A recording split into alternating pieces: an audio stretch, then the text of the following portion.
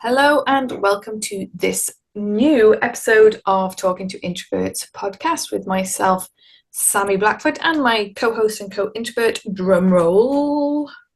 See, I waited for the drum roll this time. It's Oliver. Good morning, good afternoon, good evening, wherever you are. Hello.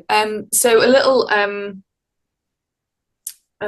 preface to this episode. I am struggling with hay fever, and Denise's cat has just tipped a glass of water all over her. So, but we're going ahead anyway, because that's what you have to do when you're in business. And actually, that's a really good kind of introduction to the topic that we're talking about today, which is juggling business with other responsibilities, whether that's a health issue or a mischievous cat or family life, or if you're running your business alongside paid work. There is lots of things that we have to juggle our business alongside. This topic, why we thought we'd talk about this, came out of a recent networking meeting we were at. Enrichment networking, for any introverts out there, look it up. And each of the women around the table were saying that they were struggling to fit their business in with other responsibilities. And I know, especially summer holidays are coming, there's going to be a lot of that going on with childcare as well. So Denise, what do you juggle your business with other than your cat? This cat, who was not on my life plan, I'd like to point out, who chose to come and live here. Right, let's stay away from the cat. So cats, grown-up children, their requirements, dog walking for one grown-up child, friends, family, and it's an age juggling thing I have because I'm retired, whatever that means, but I still want to carry on with my business. But friends and family seem to think that that I have all the time in the world. Well, I don't. So it is juggling the diary. It's times in the diary. And then obviously there's other things like doctor's appointments and getting your hair done. And, there's just so many things that equal. I never work a 9-to-5 job, ever. Ugh, it's just like, I don't know what that's like. I don't know what a 9-to-5 is. I was going to say, but you've never done that, have you? I haven't worked a 9-to-5 either, but you've always worked unusual, uncommon hours, haven't you, in your career? Usually referred to as unsociable. As a nurse, yes, unsociable. Early mornings, late afternoon into evenings or nights. The 9-to-5, I actually don't know what 9-to-5 is. It actually helped a lot with children because, again, children don't fit into a 9-to-5 routine. They're not ill to order. They're just ill when they're ill. School isn't for parents. I've always said this, and any teachers listening to this can contradict me. I don't care. It's set up for the teachers. It's not set up to help parents. And it's just like, oh my goodness me, school holidays, who decided they were a good idea? I just find the whole thing, juggling everything, just never stops. Never stops. Yeah, there's always something, isn't there? So, I mean, I don't have children myself, but seeing my friends and other women that we meet through networking and everything, what they go through with their children when they're young. And then obviously when your children get older, they can kind of take care of themselves. Although what you've said, you still have to look after your grown-up children. But then there's always something else that also puts demands on your time, isn't there? So whether that's, walking your dog or seeing friends and family and all of that kind of stuff, there's always going to be something that you have to juggle or spin your different plates and all of that. And something I've noticed more and more through women that we're meeting through the networking group is women choosing to homeschool. Yes. And that I feel, and I understand why, because, traditional schooling as it's set up now isn't for everybody. It's not designed for everybody. It's designed for a certain type, in inverted commas, of child and how they approach learning. But from a business point of view, like these women are all running their own businesses, and from that point of view, I'm like, that's an interesting choice. It is. They can't work full time if they're Mm, schooling children.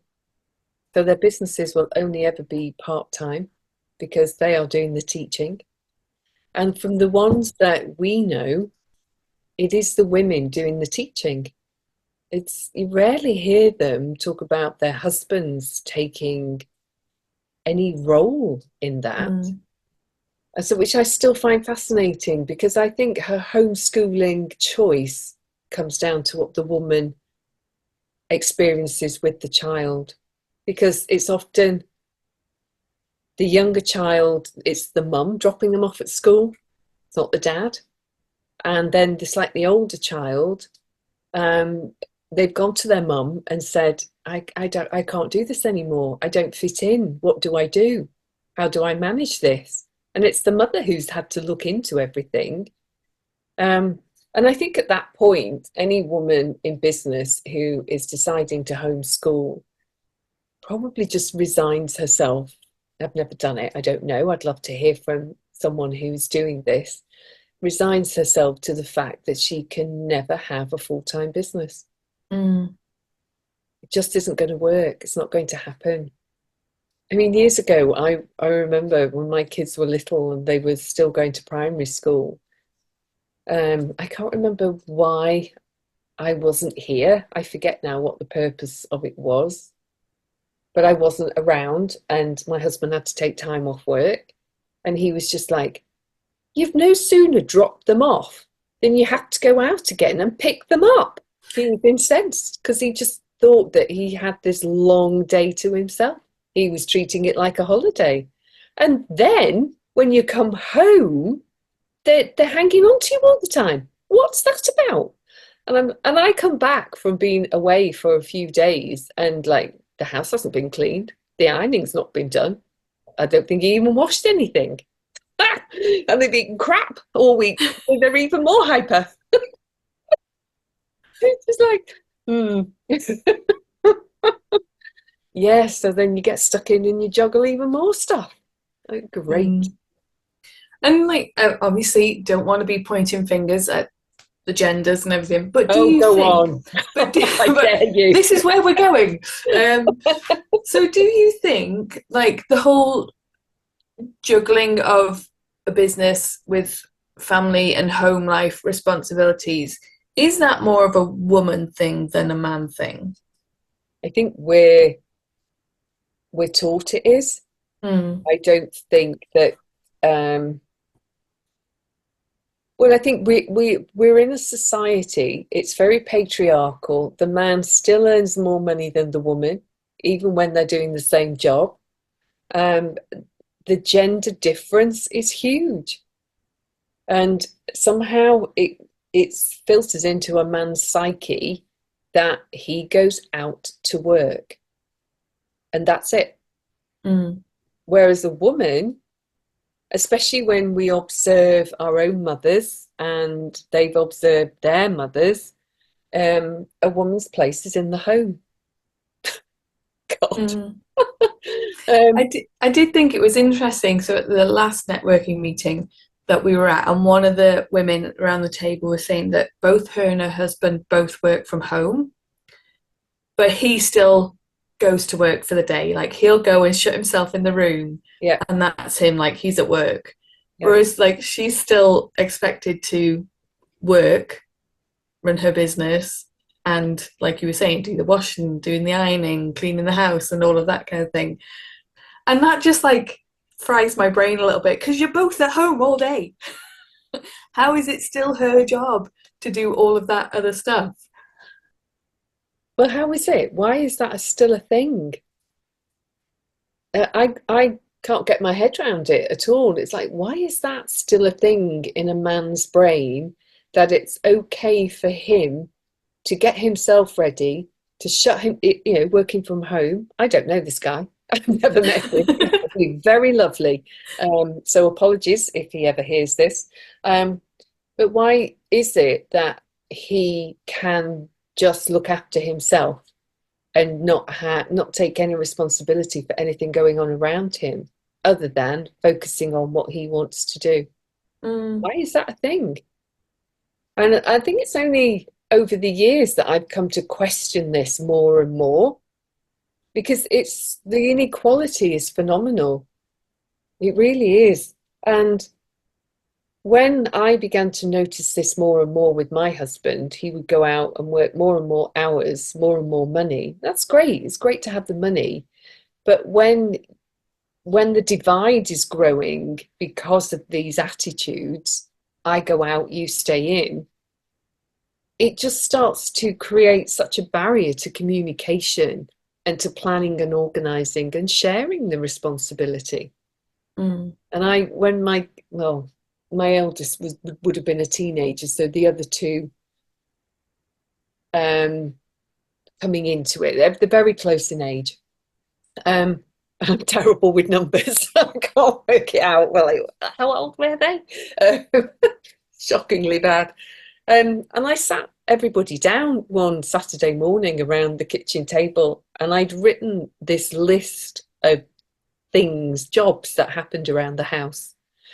And the loudest cries came from the kids. You can't expect us to do all of this. I said, I don't. I said, but this is everything I do, and you expect me to do this. And it's like, it's nobody's fault. You've just watched it happen. Mm. So what are you actually going to help with? Because we all live in this house. And so I think for a couple of days things changed, and then it went back. And then I got a cleaner. I'm like, why am I slaving over this house when no one else gives one about whether the house is messy, or not? But the thing was, they did care if it was really untidy, but they weren't prepared to do anything about it. Mm. And I think that's where the more inequality comes in. I was talking to a friend over the weekend, and we were talking about how when we had our children, we had no help whatsoever, just circumstances, just the way it was. We literally had to get on and do everything.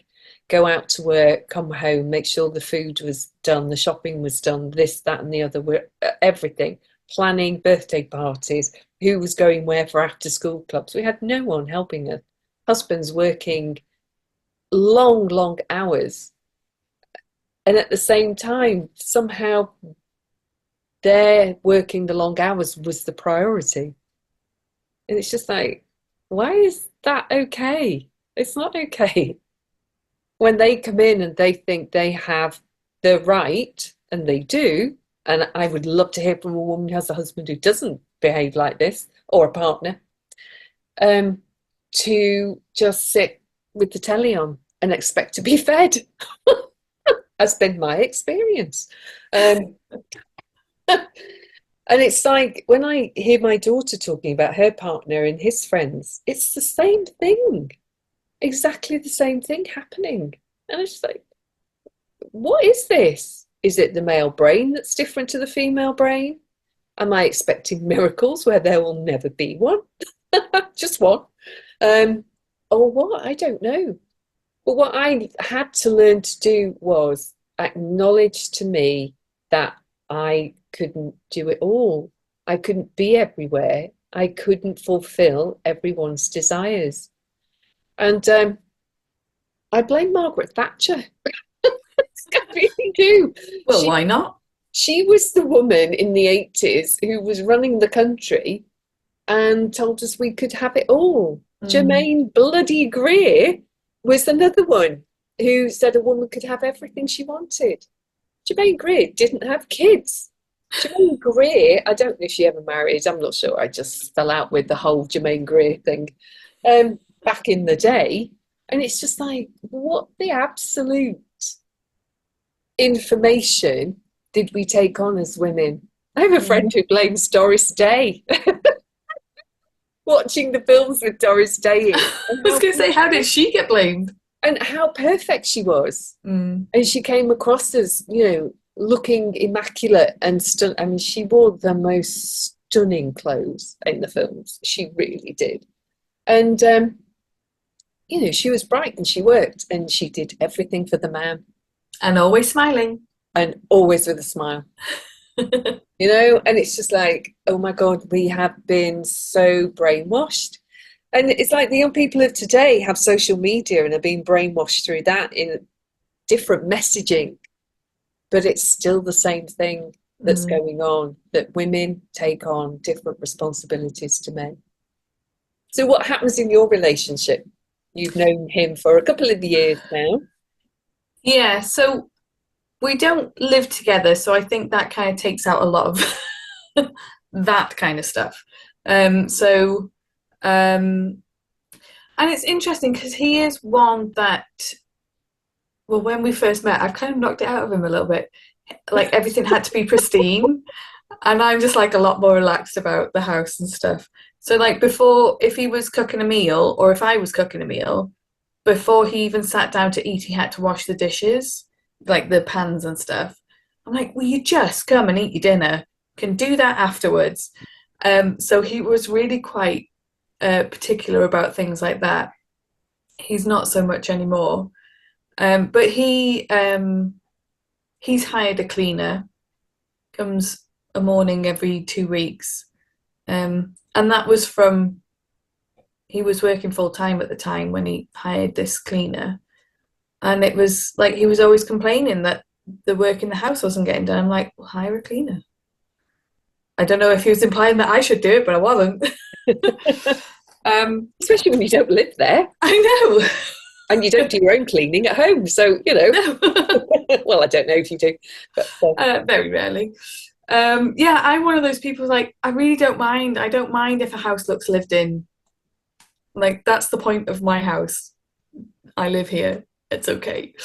I was going to say something. Oh, so, but there was something the other week. So he used to work full time, 9 to 5, and he's done that since he was late teens, I think. He's always worked. And he left his job at the beginning of this year and is now freelance. So a lot more flexibility in his time, which I think he quite enjoys. So the other day when it was sunny, he spent half an hour in the afternoon sitting out in the sun, which, when you're working in an office 9 to 5, it's a bit frowned upon. So we were talking about going camping, and he was saying about, oh, well, there's this weekend. I was like, no, I can't do that weekend. I'm doing something with my mum. And he's like, well, I can't do the next weekend. So we were like looking at all these weekends, and we were looking into September. I'm like, well, there's these few days, like a Tuesday to Thursday. We could go then.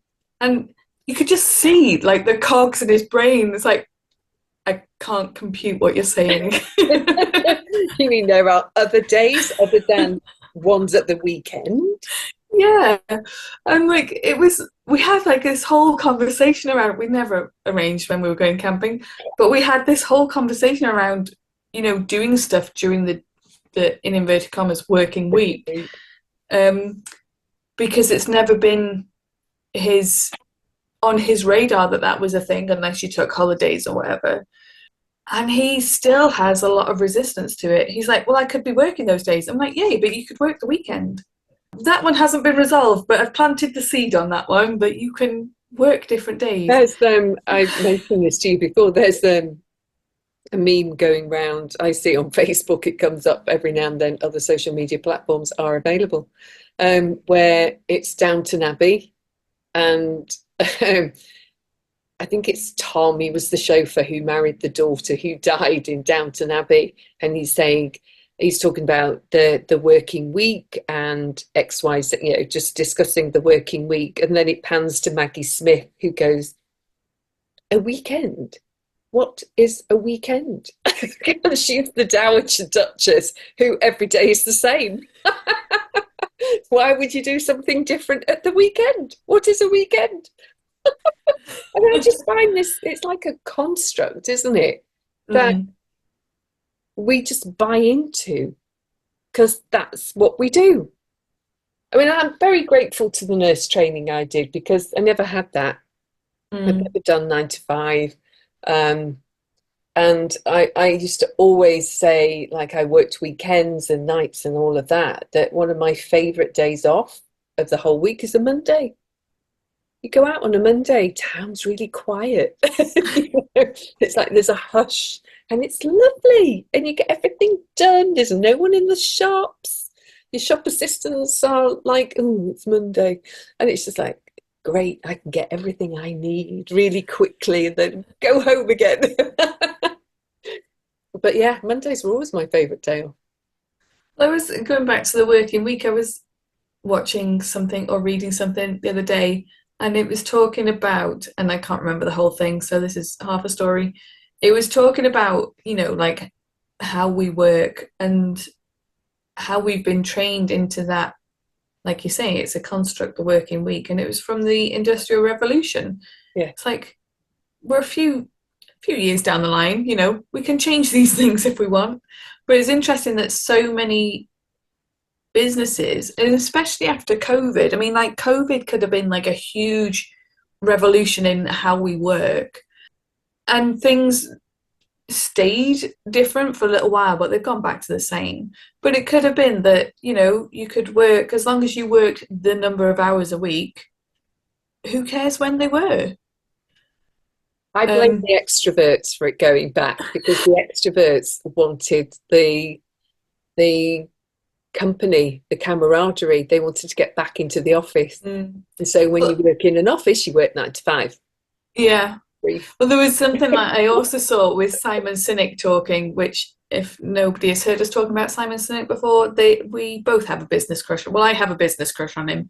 Denise possibly just has a crush on him. I'm quite the fangirl, I have to be honest. I just love what comes out. He's just talks so much sense. Doesn't he? And he was saying, like, he was talking about, because he identifies as an introvert, and so he was talking about this, after COVID, when people wanted to go back into the office for that, social community kind of feel.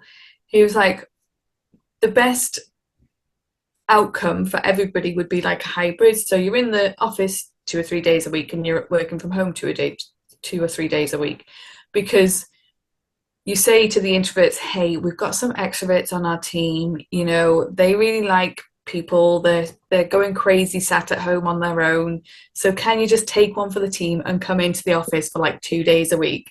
And then you say to the extroverts, hey, we've got some introverts on our team, they don't like being with people all the time, they're going a bit crazy being in the office every day, so would you just take one for the team and work from home 2 days a week? So it was interesting when he was saying that. It's like, yes, that's the obvious answer, and yet still so many companies went back to no, where everybody has to be in the office. It's incredible how ingrained it's become. It really is. I think there's a big concern out there, though, since COVID, that far too many people are creating businesses and they're on their own, and that's stressful. Now, you and I, we love being on our own as introverts, and I don't find that stressful one iota. So I'm concerned that we've gone away from juggling here, haven't we? I'm concerned that there's far too many sweeping statements, and these people, they may be researching or writing books on certain areas of life, but they're too sweeping.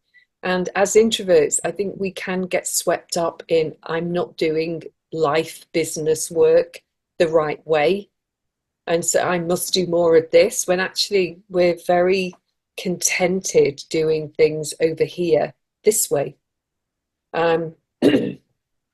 Talking of as we were meeting the women that we meet at networking, there was one lady who, working from home, 2 children, they're her responsibility, but when they're at nursery, instead of going on her laptop to work, she'll get in the bath at 11 in the morning because she's got peace and quiet. And it's like, when it works, you have that freedom. And that's something that I learned much later, that actually certain things I could work around timings and juggle effectively.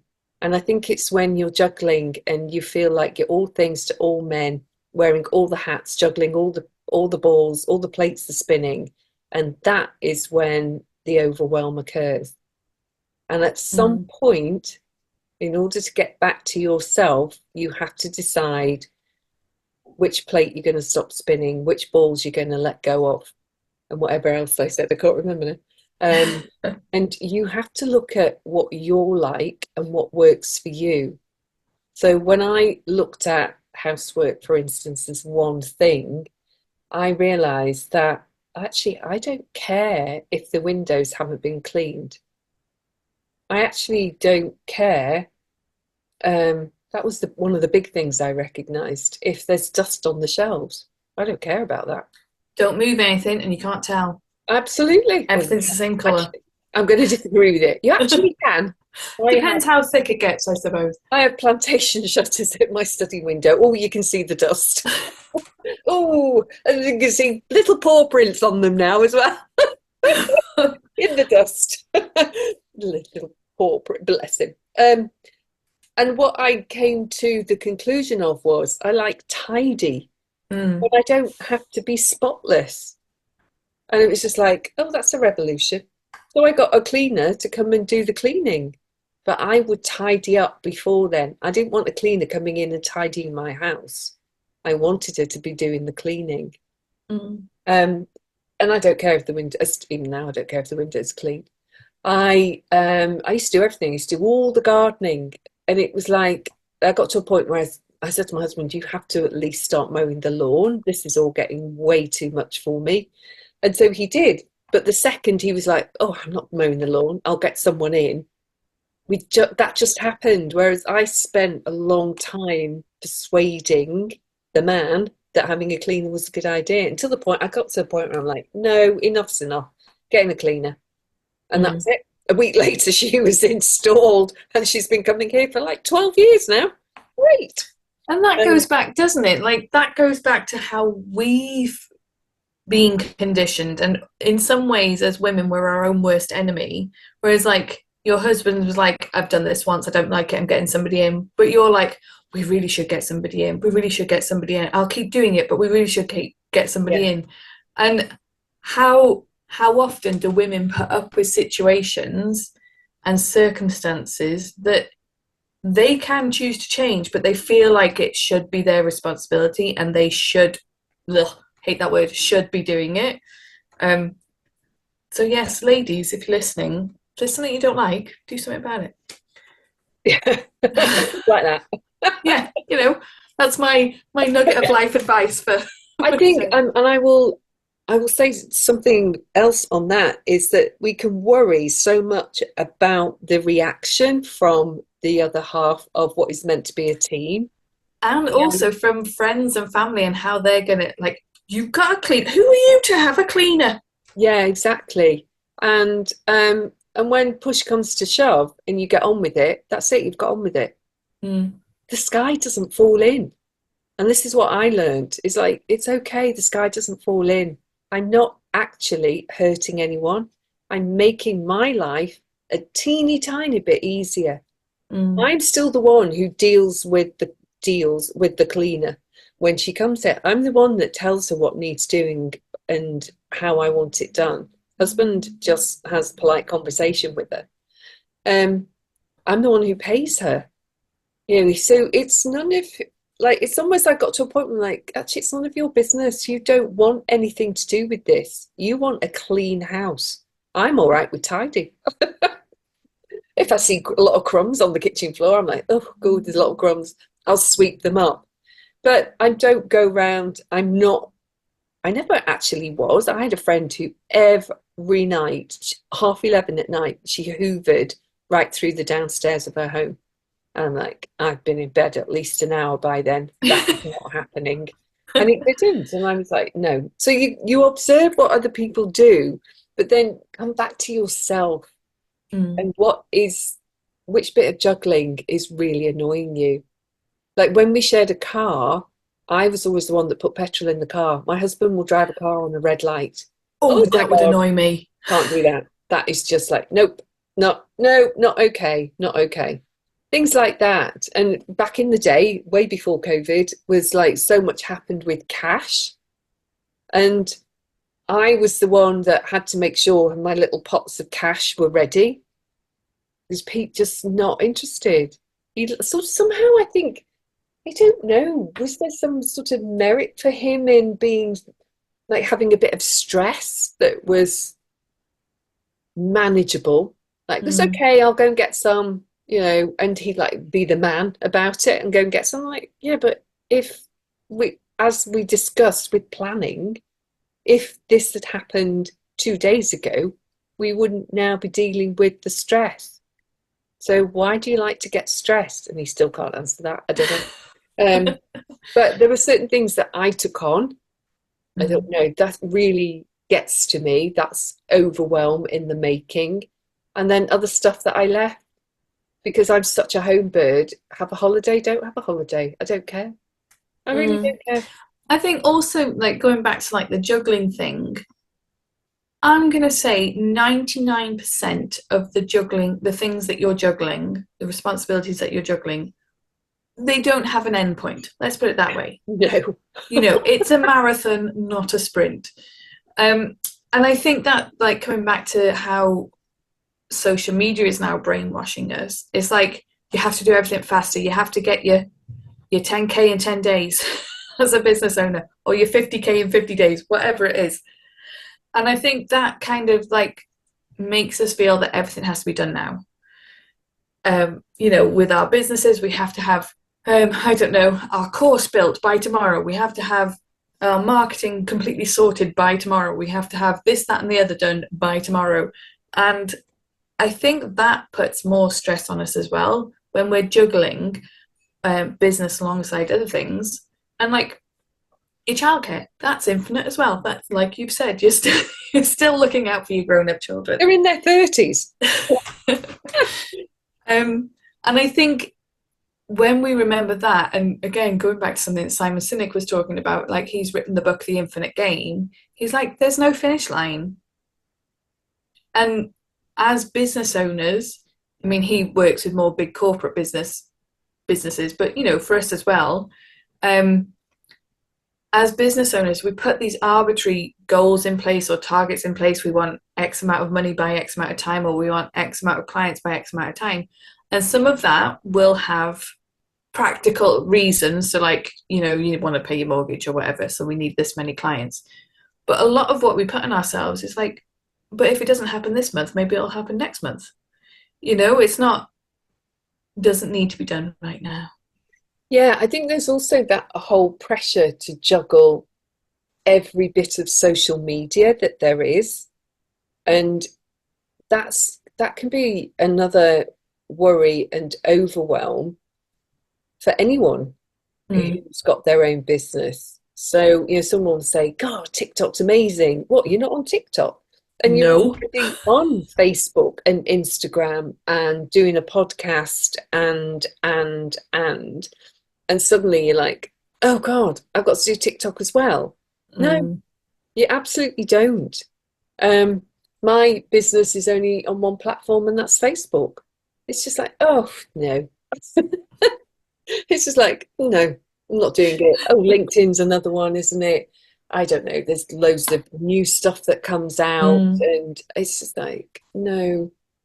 I know. And I think sometimes, I mean, I'm sure we all know by now my feelings on social media. If you don't, I don't use it for my business. But if when I'm working with clients, if they want to use social media, my advice is always pick one and stick to it and get good at it. Because there can be that like you say, the FOMO of like other people are absolutely killing it on a certain platform.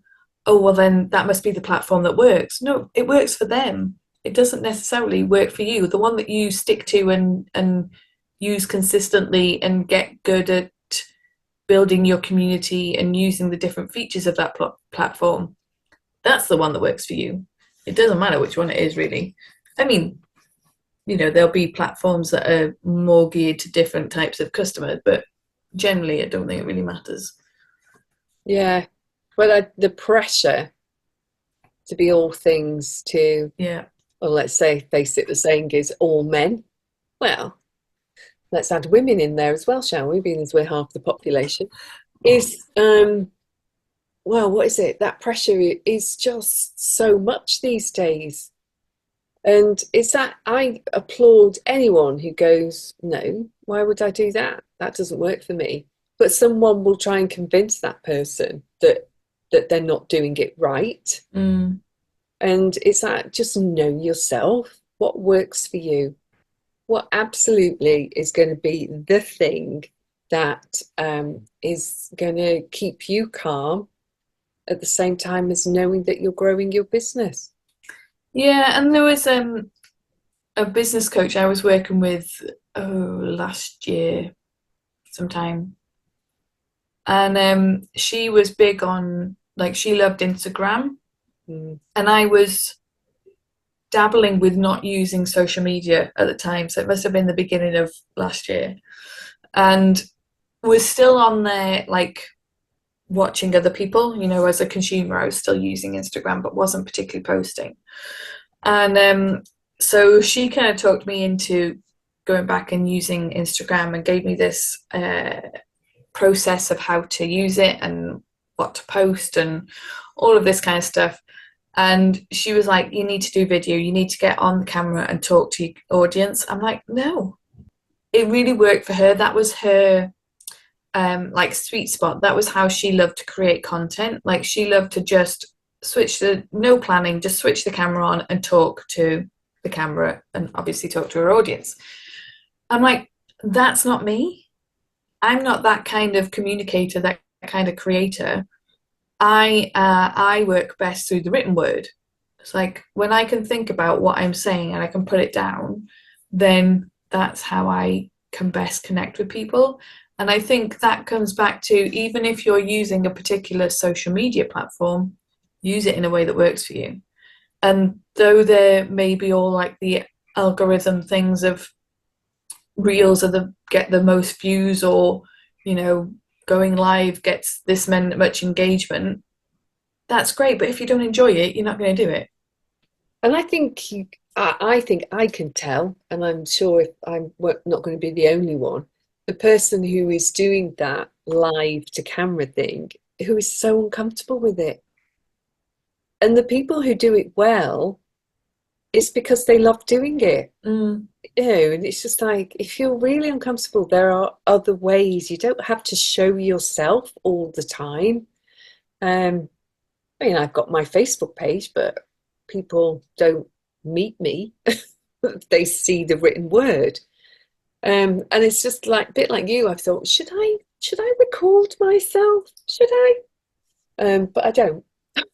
Well, even, like, take this podcast. I mean, there's so many podcasts on YouTube that are filmed where you see the people in conversation, but that doesn't work for us, so we're doing it this way. Yeah, exactly. Exactly.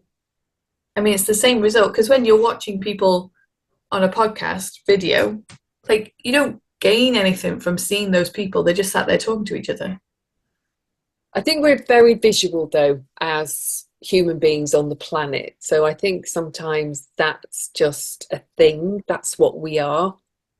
And because of that, then it's assumed that everyone wants to be seen. And I think that's a different issue. It's not a confidence issue or anything. It's just that we chat and I look out the window as we're chatting, and we're having a drink and all of that. And I personally wouldn't want to be spending lots of time editing out those bits where, scratching my nose or waving my hands around or whatever. I'd rather give you the audio so that you can listen to it like you would an audiobook. You don't have visuals for an audiobook. You watch that book that's been made into something on the telly. You watch the visuals that way. Can I just ask you then, so juggling, what do you think you have learned about juggling business and life and relationships over the years? What works for you? So I used to be the person who was working all hours of the day, because it was sort of I was going to say the early years of my previous business, but it was about a decade. So, a good 2/3 of my previous business. And it was in the time when Gary V was very big on social media. He probably still is, but I just Yeah. don't follow him anymore. Yeah. And the likes of Marie Forleo and those sorts of people who are like hustle, hustle, hustle. I'm like, oh, I have to work all the time. I just have to always be working. So I kind of got caught up in that. So I lost, from a personal life point of view, I feel like I lost 10 years. Like I hardly ever saw my friends. Um, for a lot of the time, I wasn't in relationships, which, I'm not saying was a bad thing. I quite like being single from time to time. Um,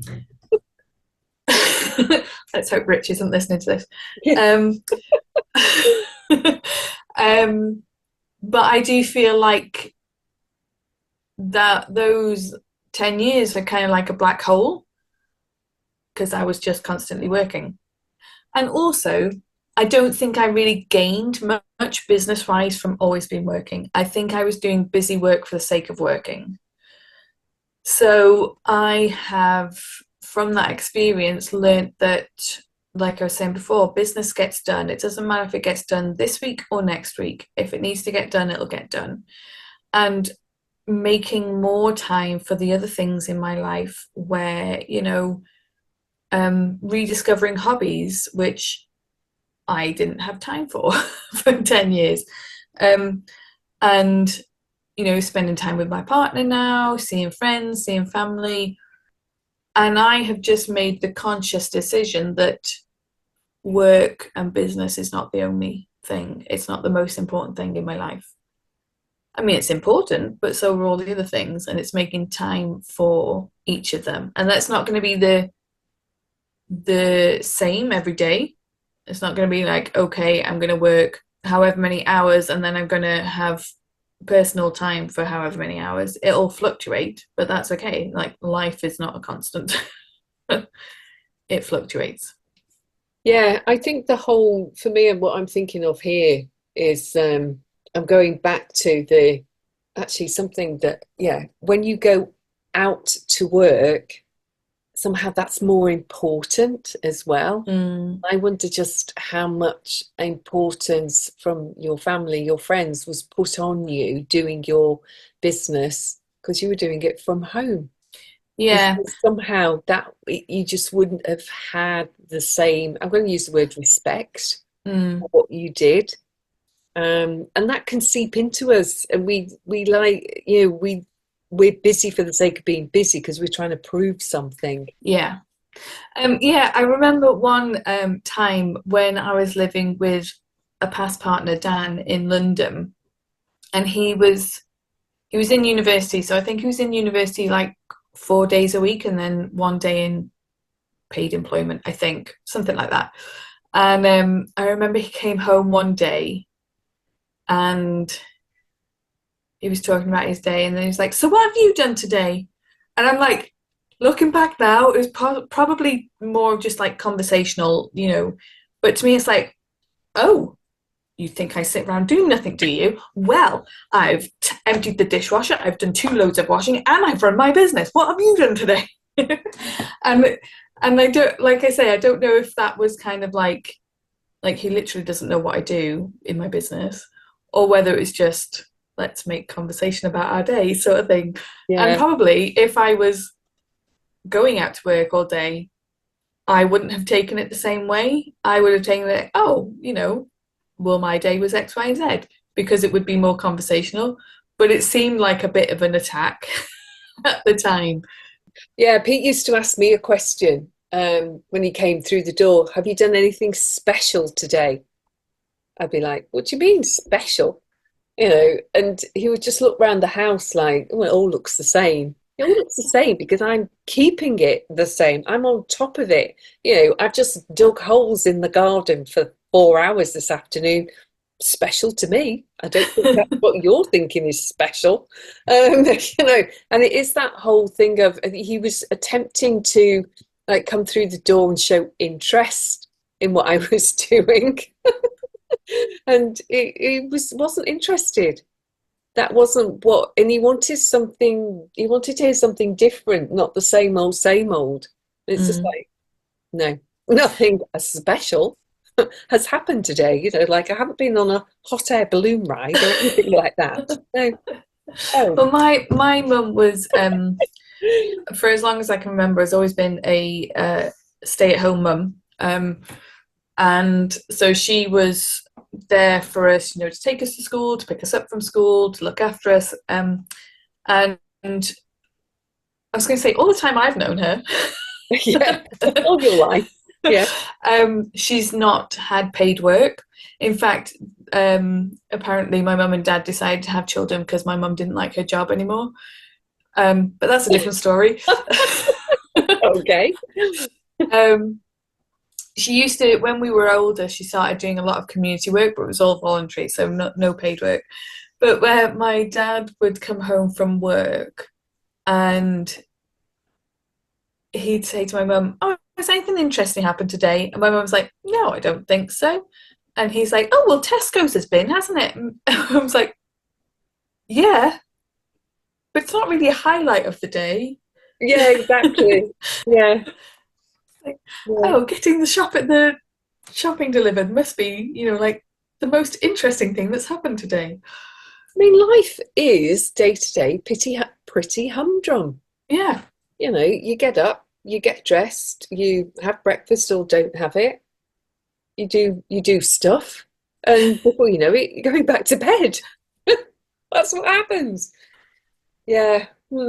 I also it's sort of part of juggling things is the lack of respect that is given to the parent who does do the parenting the majority of the time, Mm, because money is such an important thing in our society. yeah. Then when one parent chooses to not go out to work but stay in at home, um, they're a drain on the finances, as it were, no matter how well they manage them. It's just Mm, seen by the main wage earner that that's not okay. And again, back to Margaret Thatcher told us we could, as women, do and have anything and everything we wanted. Well, you can't. mm, You just can't. It's just not possible. And that's just from experience, I say that. And if any yeah. woman out there has got it all, done it all, been it all, I'd like to meet her. Thank you, please. Because at some point, somewhere along the line, she will have made sacrifices to have the life she's living in a way that a Yeah. man doesn't have to, because it's a patriarchal society. Yeah. And my one of my friends, so, next generation from my parents, is a stay-at-home mum. And I have heard her say the words, "I am a financial burden to my partner." I'm like, stop that right now. Yeah, You calculate how much it would cost to have childcare, whether that's breakfast club, after school club, whether it's like a private nursery, whatever it is, yeah, childminder, whatever. You calculate how much that would cost and then look at that again.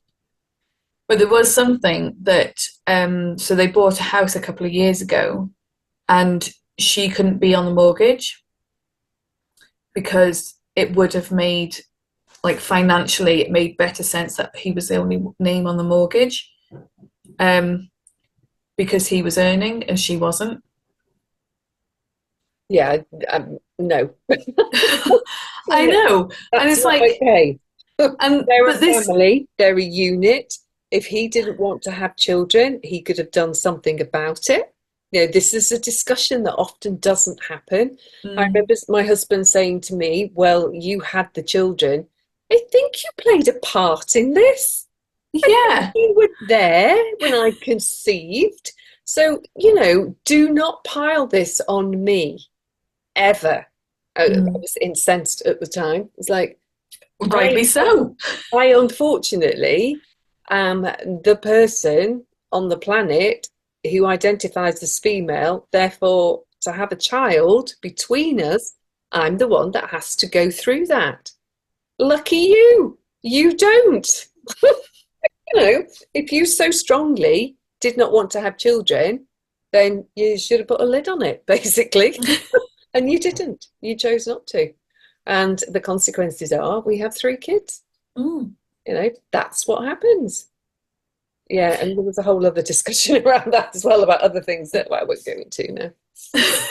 But, Conversation for it's another day. a man can somehow logically in his brain juggle all these things and go, it's your responsibility. You had the children. Excuse me? Excuse me? Yeah, I did physically have the children. Yes. But I thought it was a joint decision that we had the children. No, apparently. Oh. There was a video I saw somewhere, came up on Facebook or something, and it was clips of like a montage of clips of one employer interviewing different prospective employees, and the employees or the prospective employees were all kind of 20s sort of ages, and this employer's like describing the role, and it's kind of like you'll work however many hours in the day, and then you're expected to be on call for the rest of the day, so it's like a 24-hour day kind of role, and the pay's really low, and doing all this, like really describing it like it's a proper job that they're going for. And then every now and again one of the candidates will ask a question. He's like, no, there's no benefits, there's Yeah. and obviously it's the role of mum, Yeah. but like these candidates are like, is that even legal? And he's like, yes, it is. Yes, that's Yeah. legal. Because one of them is like, so what are the breaks throughout the day? He's like, no, there's no breaks. You're on call all the time. And the kind of was like, is that legal? And he's like, yes, that's legal. And she's just like, oh, okay. Yeah. Because if you think about it, Yeah. as if it was a paid role, it would not be legal in Yeah. any way, shape, or form. Yeah. A parent, whether it's mum or dad, in this scenario, needs something like a minimum of 150,000 a year to actually do everything that they do, or should earn 150,000 a year because of all the hours they work minimum. And that's never going to happen, is it? Well, if you employed a cleaner, a private chef, a taxi service, Yeah, it'd cost you a bit. it really does. And then you've got pets on top of that, because that's what you do when you've got kids. You get them cats and guinea pigs and rabbits and hamsters, and you fancy a dog for yourself. And then you just add on even more. And then you still want your holidays. Got to have a holiday. Why? Used to find holidays the most stressful time of the year. Like, can we just stay at home, please? So much easier. Yes. And woe betide you if you get caught with afternoon telly on and your feet up for 10 minutes before you go on to school to pick the kids up. Whoa, that's not okay. Well, it wasn't when I had 3 kids growing up. Yes, don't care now, obviously. I was going to say something else. Something else popped in my head. Might have been a Simon Sinek thing. Anyway, maybe it's meant to go for a reason. We have been jabbering on. So, well, we started with juggling business and other responsibilities. We went on a bit of a tangent into gender equality. But, we like a tangent. It always happens. That's why we started doing podcasts, because these are the conversations we have. This is what happens. So we thought we'd bring the conversations to you, dear listener. And obviously, please do join in, comment, let us know what you've experienced. Yes. What are you juggling and how are you juggling it? In life, in business, health, anything. Yeah, what's going on for you? Because it's unequal, and in that sense, it's also, this is just me, my opinion, unfair. Yeah. Totally unfair. So yeah, these roles that we are allocated. You're a man, you're a woman. You do one, I do the other. Hang on a minute. Yeah. So, Denise, are we done? I think we are. Otherwise, it's going to be another tangent, and that could be another podcast, I fear. So, yeah, yeah. So, dear Let's say we're listener, done. thank you for spending this time with us. This is you've been listening to Talking to Introverts podcast with Denise and myself, Sami. And those who don't know us, we are the creators of Enrichment Networking, which is gentle networking for introverts and those who don't want to be in large groups, work in the room and doing 60-second pitches. Yeah, that's definitely me. um, and there will be more stuff coming. We do all sorts of stuff. We always have ideas in the pipeline. We don't have a website yet. That's one of our ideas. But if you're interested in finding out more about enrichment networking, I will leave a link to our Eventbrite page in the description. And I am pointing down as I'm saying this because I'm going to leave it down there in the description. But yes, I think that's everything for today. We're done. Okay, say goodbye. Bye. Bye for now.